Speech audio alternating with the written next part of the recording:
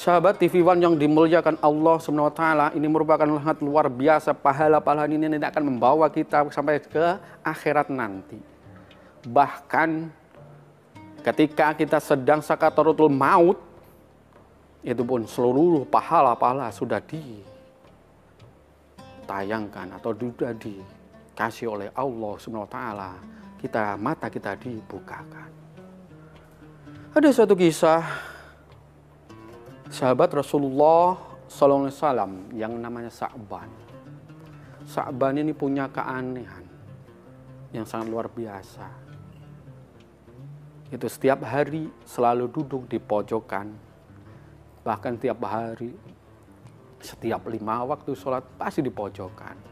Zikir, membaca Al-Quran, merenung, mengkaji-kaji ilmu yang lain. Suatu saat Sa'ban tidak terlihat di dalam musola tersebut atau masjid tersebut. Karena saking terkenalnya keanehan Sa'ban yang selalu duduk di atas di pojokan kanan ini, Rasulullah bahkan sahabatnya sudah tahu betul, sudah hafal betul di mana Sa'ban akan duduk di tempat tersebut. Dan maka ketika dalam suatu hari di situ tidak ada Sa'ban, maka terlihat oleh semuanya. Rasulullah sadar kok Sa'bannya belum datang, sahabat juga Sa'ban belum sadar. Maka Rasulullah SAW bertanya kepada sahabat, wahai para sahabatku, tahukah gerangan engkau Sa'ban di mana? Sahabat menjawab, kami tidak tahu ya Rasulullah. Kemudian kita tunggu sejenak, baru kita nanti sholat bersama-sama. Menjelang waktu sholat habis, Rasulullah bertanya lagi kepada para sahabat, wahai para sahabatku, tahukah engkau di mana rumah Sa'ban? Salah satu menjawab, saya tahu wahai Rasulullah. Kemudian Rasulullah bertanya, mari kita tunaikan sholat subuh. Kemudian setelah subuh ini kita berangkat ke rumah Sa'ban.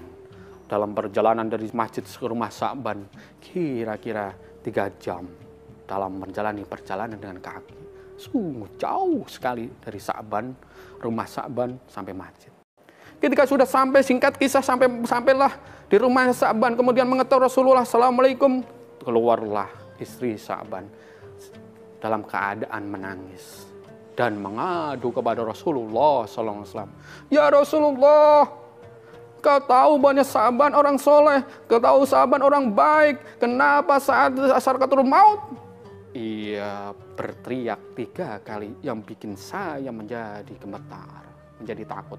Yang pertama teriakannya, aduh kenapa tidak jauh. Yang kedua, aduh kenapa tidak yang baru. Aduh, yang ketiga, aduh kenapa tidak semuanya. Rasulullah menjawab dengan senyuman dan memberitahukan kepada sahabatnya dengan senyuman juga. Dengan seraya menyampaikan surat Al-Kahf ayat 22. Laqad kunta fi ghaflatin min hada fakashamnaka ghita'aka wa basyuruka yaumal hadis. Kalian dulu semuanya lalai dalam hal ini, maka saat ini kami bukakan matamu, kami kasapkan matamu dengan sebenar-benar kasapnya mata, sehingga bisa melihat pahala-pahala yang engkau lakukan ketika hidup di dunia. Rasulullah menerangkan, wahai para sahabatku, dan apa kira-kira tiga teriakan Sa'ban tadi. Yang pertama, aduh kenapa nggak jauh lagi. Saat sakaratul maut, Sa'ban dibukakan, diperlihatkan pahala-pahala. Ia jalan menuju ke masjid, ia dibukakan membaca Al-Quran, ia dibukakan dengan kajian. Di situ dibuka dengan kasat mata luar biasa. Inilah kebahagiaan yang sangat luar biasa. Karena saking jauhnya, Sa'ban bilang, aduh kalau pahala seperti ini, menjadi kebaikan seperti ini, kenapa rumahku nggak jauh lagi? Aduh kenapa nggak jauh lagi? Yang kedua, aduh kenapa tidak semuanya? Ketika itu Sa'ban sedang minum susu beserta dengan sepotong roti. Kemudian datanglah pengemis, dibagilah pengemis tersebut separuh roti dan separuh susu. Ketika sakaratul maut, Sa'ban diperlihatkanlah, dikasapkan matanya, inilah pahala-pahalamu dulu yang memberikan sepotong roti dan setengah gelas susu. Kemudian yang ketiga, Aduh, kenapa tidak yang baru? Saat itu Sa'ban sedang menuju ke masjid, bertemulah seorang kakek-kakek yang tua renta. Dia kedinginan. Ketika itu Sa'ban memakai 2 jubah.